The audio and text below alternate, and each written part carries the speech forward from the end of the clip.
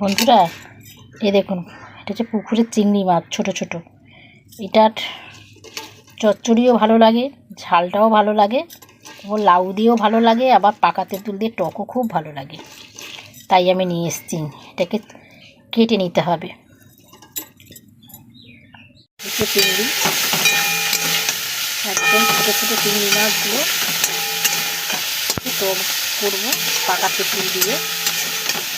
এর মধ্যে লোকে মূলো খায়, ওলকপি খায়, তো আমি এইসব কিছুই দেবো না, শুধু পাকা তেঁতুল দেবো। আর পাকা তেঁতুলের এই কাঠটা দিয়ে দেবো।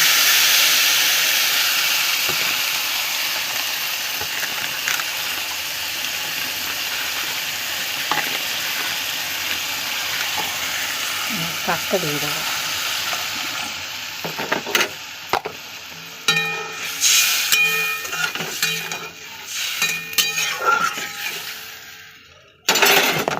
মধ্যে নুন দেব,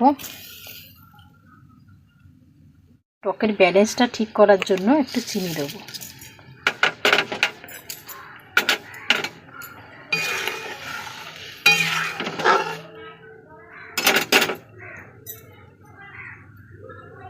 কত সুন্দর ফুটছে, কিন্তু খেতে দারুণ। আমরা তো বাঙালি মানুষ, একটু ভাতের পরে আমরা টক খেতে একটু ভালোবাসি, মেয়েরা তো খুবই ভালোবাসে। আপনারাও বানিয়ে খেয়ে দেখবেন, দারুণ লাগবে। টকটা হয়ে গেছে, এবারে নামিয়ে নেব।